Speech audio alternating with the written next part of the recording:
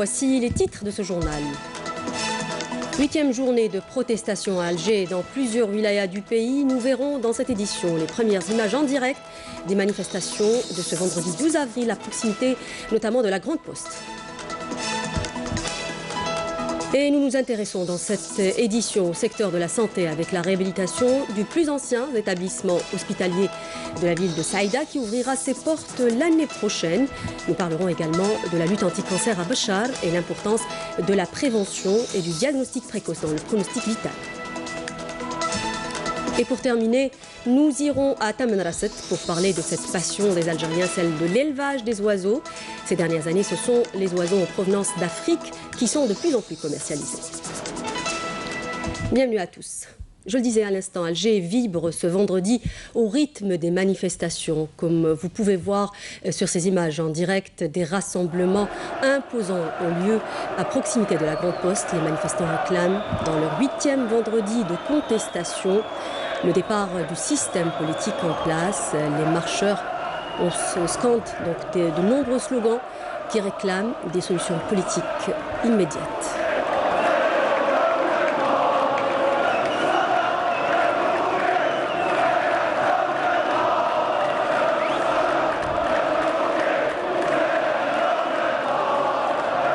Qui prévoit le respect de la volonté du peuple.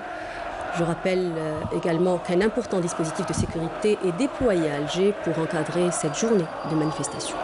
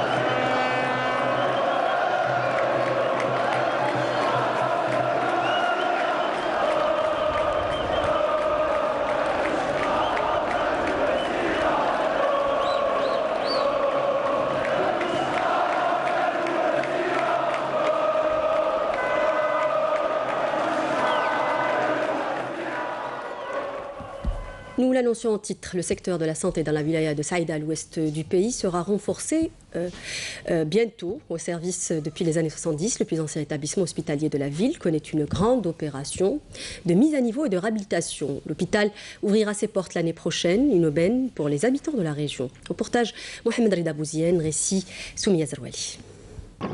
Après le renforcement qu'a connu ces derniers temps la wilaya de Saïda en matière d'investissement, notamment les établissements hospitaliers, dotés de l'équipement médical le plus moderne dans le but d'assurer une meilleure prise en charge des malades, vient le tour du plus ancien hôpital de la région situé au centre-ville de Saïda, en cours de réhabilitation et de rénovation, après avoir été hors service depuis les années 70. La mise à niveau de ce vieil hôpital est une très bonne initiative. Cet établissement hospitalier sera un véritable acquis pour la ville. Nous voulons réhabiliter cet édifice en respectant son aspect architectural. Pour cela, nous allons profiter de notre expérience dans la construction acquise avec les Espagnols. Notre ambition, c'est de redorer le blason de cet hôpital et faire de lui un symbole de la ville. Pour cela, il va nous falloir une année ou un peu moins. La réhabilitation de l'ancien hôpital en respectant sa belle architecture représente un atout pour la région et permettra sans nul doute d'embellir la ville de Saïda. Santé toujours, la prévention et le diagnostic précoce, deux facteurs décisifs dans la lutte anti-cancer. L'association Al-Fajr de Béchar, qui accompagne les malades atteints de cancer, a rappelé justement lors d'une journée de sensibilisation organisée à Béchar l'intérêt de la prévention dans le pronostic vital de la maladie et a mis l'accent aussi sur les insuffisances en matière de prise en charge des cancéreux. Reportage Nawel Bentouba, Amel Ouarba. Grâce au diagnostic précoce, Saliha a réussi à gagner sa bataille contre le cancer du sein. Aujourd'hui, c'est sa fille Arwa, âgée d'à peine 9 ans, qui est atteinte de cancer. Et c'est un véritable parcours du combattant. qu'elle mène quotidiennement avec son enfant pour accéder aux soins. Une situation exacerbée par l'absence de prise en charge spécialisée. J'ai découvert que ma fille est également atteinte de cancer. Malheureusement, il y a une absence de prise en charge spécialisée. Nous sommes obligés de nous déplacer à Oran pour faire la chimio. Grâce à Dieu, nous sommes fortes et nous défions la maladie. Malgré ces conditions, ma fille est courageuse et a obtenu d'excellents résultats scolaires. Avec la participation de médecins spécialistes, l'association Al-Fajr de Béchar accompagne les malades atteints de cancer. Son cheval de bataille, le diagnostic précoce du cancer, toutes formes confondues, mais aussi les moyens de prévention, notamment à travers une alimentation saine.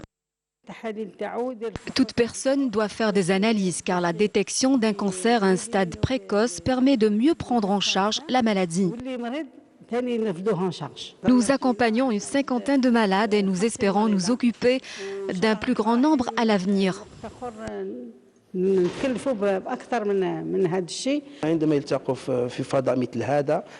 Cette journée de sensibilisation est un espace d'échange et de débat entre les malades et les médecins et met l'accent sur les moyens de prévention du cancer. C'est une manière aussi de leur dire qu'ils ne sont pas seuls face à la maladie. Si le diagnostic précoce demeure une arme de prévention primordiale, l'ouverture du centre anti-cancer régional de Béchar, qui n'a que trop tardé, reste une priorité absolue. Et dans le secteur de l'habitat, un quota de 900 logements de type location-vente a été attribué aux familles bénéficiaires dans les communes de Shelrom Laïd et de Tejnent. C'est un sujet signé Nassima Imloul. Regardez. La wilaya de Mila, qui compte attribuer 1 million de logements avant la fin de l'année en cours, toutes formules confondues, a vu 900 souscripteurs bénéficier de logements de type location-vente dans les communes de Shelrom Laïd et Tejnent, lors d'une cérémonie présidée par Kamel Beljoud, ministre de l'Habitat, de l'Urbanisme et de la Ville. Je vis une grande joie. Dieu merci pour cet acquis.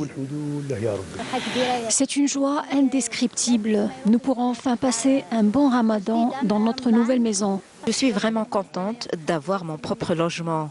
Je souhaite de même pour tous les souscripteurs. S'exprimant lors de cette cérémonie, le ministre a promis aux souscripteurs AADL la finalisation des projets dont les travaux ont déjà été entamés et qu'ils seront livrés dans les délais impartis.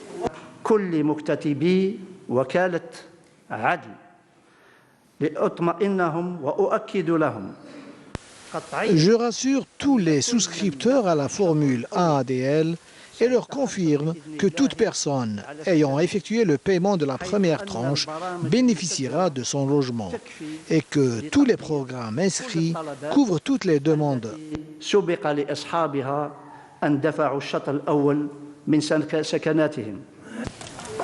Le ministre a par la suite procédé à la pose de la première pierre d'un projet de 600 unités, location-vente et 60 logements promotionnels à Shelrom Laïd.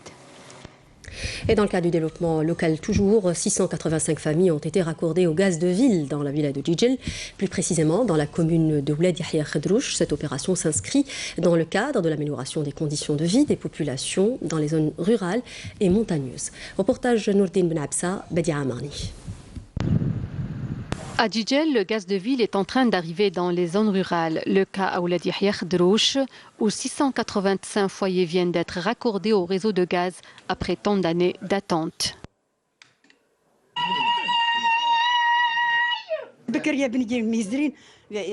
Nous avons beaucoup souffert. Nous n'avions que les bouteilles de gaz qu'on remplissait de ce liquide vital pour se réchauffer.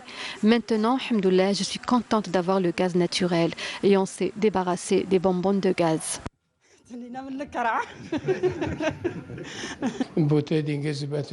C'était pour nous difficile de trouver du gaz butane en hiver avec les conditions climatiques rudes. Il fallait se déplacer des kilomètres pour acheter les bonbons de gaz. Aujourd'hui, Dieu merci. Le village Ouled Yahya Khedrouch est situé à 2004 mètres d'altitude. Ici, les hivers sont rudes. Il pleut, il vente et il neige. Raccorder le village au réseau de gaz de ville relevé du défi.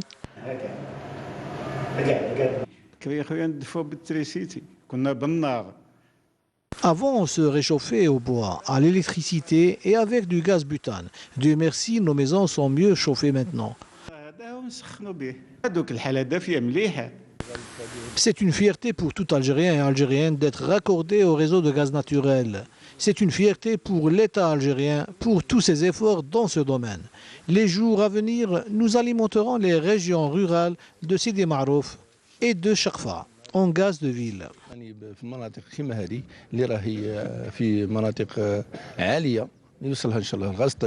Ainsi, les familles de Ouladi Yerdrouch se sont débarrassées des contraintes de la bouteille de gaz et profitent désormais de la chaleur procurée par les chauffages alimentés par le gaz de ville. Cela traduit les efforts de l'État pour permettre des conditions de vie décentes aux citoyens. Une quantité de près de 362 000 comprimés psychotropes a été saisie par les éléments de la brigade de recherche et d'intervention, relevant du service de la police judiciaire de la sûreté de la wilaya de Constantine, qui ont démantelé un réseau spécialisé dans le trafic de drogue au niveau national. Les enquêtes diligentées depuis près de 6 mois ont permis d'identifier les 15 membres de ce réseau criminel âgés entre 28 et 54 ans et issus de wilayas dans l'Est et le centre du pays. Inscrite dans le cadre de la lutte contre la criminalité sous toutes ses formes, notamment celle liée au trafic des psychotropes et de drogue.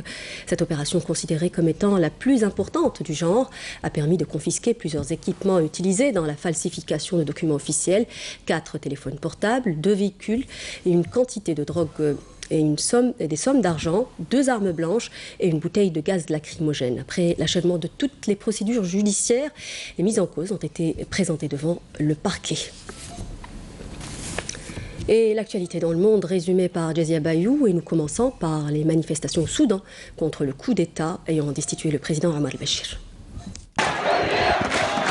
Colère au Soudan, des manifestants se sont rassemblés dans le centre de la capitale Khartoum contre le nouveau conseil militaire de transition mis en place pour 2 ans pour succéder au président destitué Omar el-Béchir, alors que des appels se succèdent pour l'apport d'une réponse appropriée aux aspirations du peuple soudanais et la restauration de l'ordre constitutionnel. Les hostilités par les troupes conduites par Khalifa Haftar visant à contrôler Tripoli se poursuivent, alors que les forces loyales au gouvernement d'union nationale, soutenues par les populations, ripostent pour repousser les agresseurs sur fond d'appels internationaux à l'arrêt des combats et la relance du processus politique pour une sortie de crise. Au moins 20 personnes ont été tuées aujourd'hui et 48 blessées dans l'explosion d'une bombe revendiquée par les talibans pakistanais sur un marché de Quetta, la capitale du Baloutchistan, la plus instable des provinces du Pakistan. D'après un policier en poste sur le marché, l'endroit était bondé au moment de l'explosion qui s'est produite tôt le matin. Au Venezuela, les habitants qui connaissent une crise humanitaire très aggravante pourraient être prochainement secourus. Une vingtaine de ministres des Finances se sont réunis à Washington pour évoquer un futur soutien économique, même si jusqu'ici, toute action de la Banque mondiale et du FMI se heurte à l'absence de reconnaissance d'un nouveau régime à Caracas. Perruches, canaris, perroquets ou autres oiseaux. Les Algériens sont de plus en plus nombreux à en faire leurs animaux de compagnie. Ces dernières années, le commerce des oiseaux, notamment en provenance d'Afrique, est devenu une activité de plus en plus prospère. Ces animaux nécessitent toutefois une certaine prise en charge, notamment un contrôle vétérinaire, car ils ne sont pas sans conséquences sur la santé humaine. C'est un reportage effectué à Tamanrasset par Fatima Zahra Ben Fadjala, commentaire Badia Amani. Le commerce des oiseaux, une activité en plein essor qui attire de plus en plus de personnes dans la wilaya de Tamanrasset. Le perroquet est le plus demandé, en plus de certaines autres espèces rares. J'ai un canari et un zébra. Maintenant, je compte élever un perroquet et une perruche. Je suis passionné par les oiseaux. J'achète des espèces locales, mais aussi celles importées. C'est une bonne chose. On s'habitue en leur compagnie. Être passionné par les oiseaux est une bonne chose, mais il faut penser à protéger sa santé, surtout que certaines espèces sont importées de l'étranger, notamment de l'Afrique. Badreddin, vendeur à Tamanrasset, prodigue des conseils à sa clientèle. Je conseille souvent à mes clients de consulter un vétérinaire pour s'assurer de la santé de l'oiseau à acheter. Nos vétérinaires sont conscients et ils nous aident beaucoup.